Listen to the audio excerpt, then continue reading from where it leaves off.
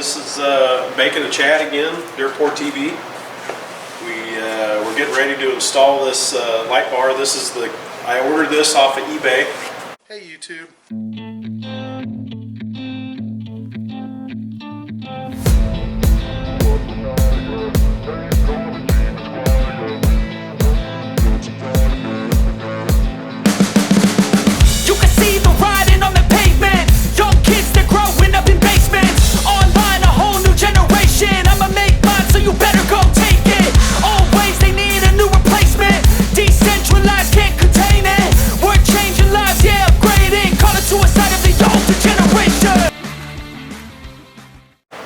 It's the Cree 37-inch curved LED light bar. It's 180 watt single row, and for the Honda Talon roof, it matches up perfect with the curve line.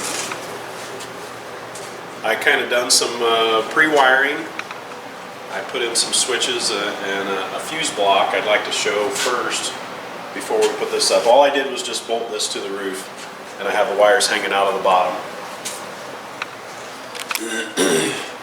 Now, as far as I know, every Honda Talon that comes out comes factory with a large wire. This is probably like I'm saying this is maybe like a 4-gauge wire.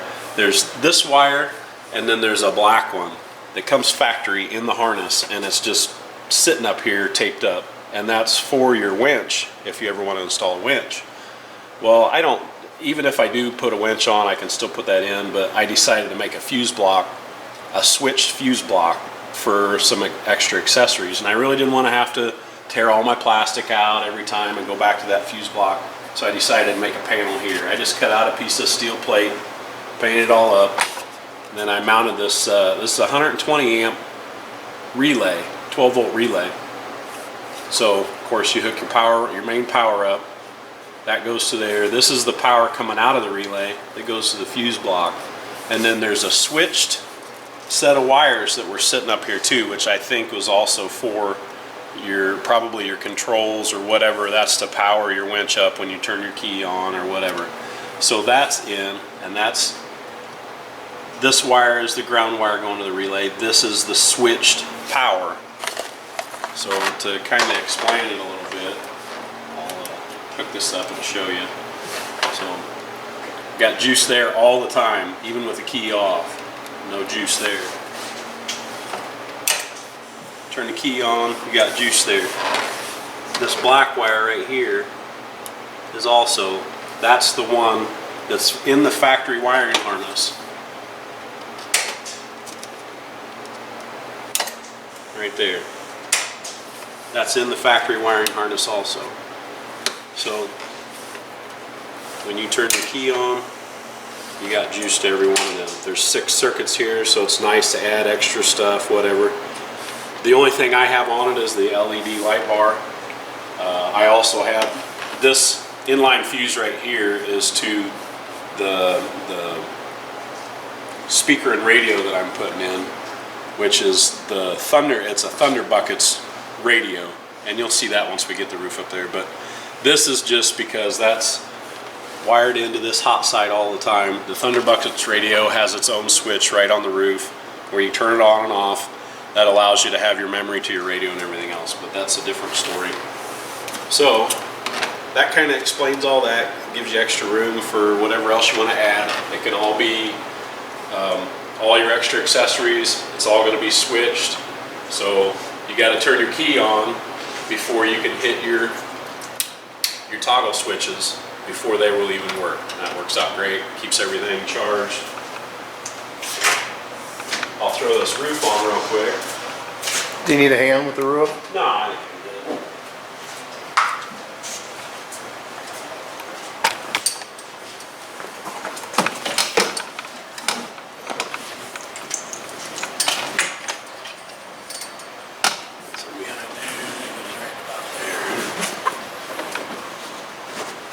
So that goes on there. If you want to take a peek in through that side over there. Okay.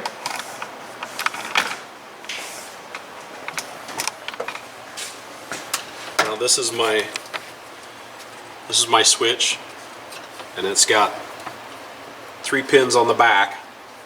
And normally the way switches work, from my experience anyway, is the center pins right here are normally where you bring your power in. That's your power supply. So this white wire is actually coming from my fuse block, my switch fuse block. That's coming in. And then this is the power going out of the switch to the light bar. And then this is a ground wire. All that does is ground that. I'll hook this wire. And then this is what comes out of it right here. Hold on there. We gotta zoom out. This wire here is the other end of it that fits into that wiring harness.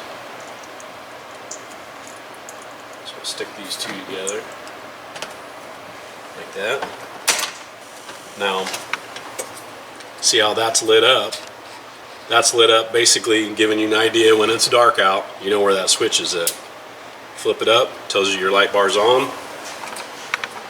The light bar is on. Flip it off. There you go.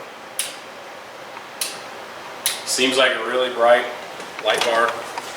It is only a single row, but it looks really neat. All I have to do basically, everything under here is going to just get kind of sealed up. This little flap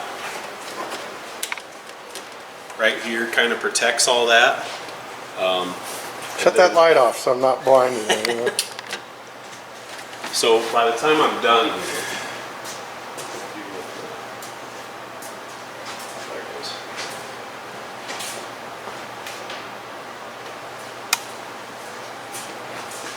once this all gets sealed up, that goes back on there, screws in tight. This gets pinned back up. So in order to get to the fuse, you're going to think it's kind of a pain in the butt, but you can just pull a pin out. You can reach in there. You'll be able to see what pins.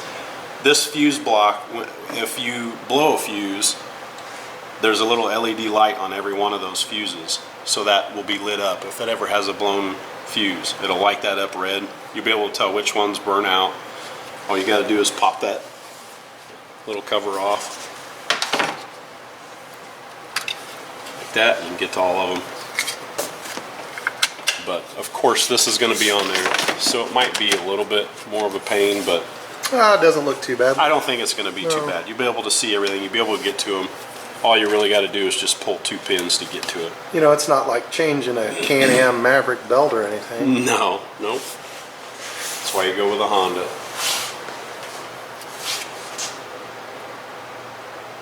That's it.